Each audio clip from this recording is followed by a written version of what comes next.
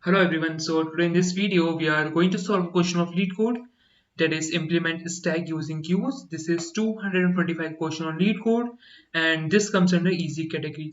Alright, so let's start with the problem statement. Implement a last in first out stack using only two queues. The implemented stack should support all the function of a normal stack. So basically we need to write a function, or we can say we need to design a program for following functions, like first one is push, second one is stop, third is pop, and fourth one is empty.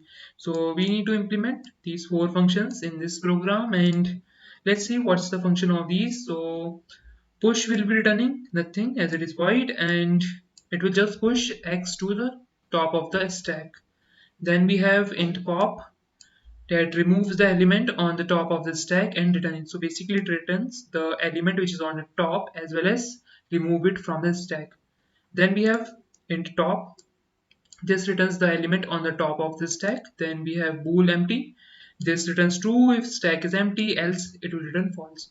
So basically we need to use only push to back, pop from the front, size and is empty operations of queue. Other than this, we cannot use any other operations. Okay, so here also mentioned that can you implement the stack using only one queue. So let's quickly talk about the optimized approach, and we will be implementing the stack using one queue only in this video. All right, so let's quickly start, and so let's quickly declare its queue of integers, because the pushed values are integers, so we will be taking integer here, and let's name it q. Okay, now let's push element into our queue. So q dot push x, and what will happen here is this will push a element into our queue. So basically queue is a data structure which follows last in last out, or we can say first in first out operations. So when we implement stack using this, so what we need to do is, let's take an example. Okay, so let's say we have first pushed one into our stack. Okay, so let's say we have declared a queue and we pushed one into our queue. Now what will happen whenever we pushed one into our queue? This will come at front. Okay, so whenever we call a front, okay, so let's say we call a function q dot front, then it will return 1. But when we call a function of stack, that is, let's say we are calling top, then also it will return 1. So it's fine if you have only one element. Okay, now let's say we have two elements. Let's say we have 1 and 2, and we push both the elements into our stack, into our queue in this order. Okay, 1 and 2. So what will happen? Now we need to find out the topmost element of the stack. So whenever we need to find out topmost element of the stack, so we can only use few operations, like we can push, or we can peek or pop from the front. Okay, so if we peek from the front, then what will happen? At the front we have 1, but we know as the property of stack that last in first out, so it should return 2. But if we use only front, then it will return 1. So what we need to do now? Okay, so what we will do, we will just reverse this string, or we can say that we will just reverse this queue. So let's write a function for this, or we can say let's write a for loop for int I equal to 0, and we will be just reversing all the values of the current queue after pushing the element. Okay, so let's quickly push. Let's quickly reverse all the values. So int I equal to 0, I should be less than q dot size minus 1 and I plus plus. Okay, now let's take q dot push q dot front. So it is basically reversing the elements. Let's say when we call this q dot push q dot front, so this front value will come, this will remain here, but this will come here.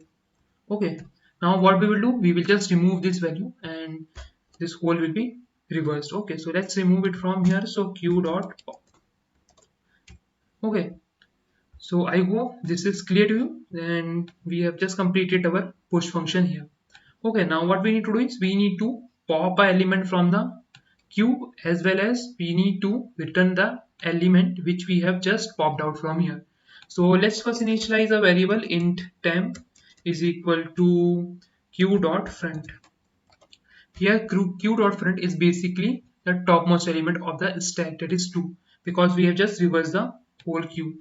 Okay, and let's pop out from here. So q dot pop, and let's return temporary variable from here. I hope this pop function is clear to you. And let's write a top. So let's return directly q dot front from here, and let's check whether the queue is empty or not. So return q dot empty. This will return true if queue is empty, else it will return false. Now let's calculate the time and space complexity. So before that, let's try to run it, whether it is working or not. So yeah, let's see. Oops, it's not fine. Let me check. Yeah, we did a mistake here. Yeah, oh, it should work fine. Yeah, it's working fine. Let's just submit it. Yeah, it's perfectly fine. It's 100% correct. So yeah, let's calculate the time and space complexity of each function. So this push function, let me write here. Let's write push. So this push function will take time complexity of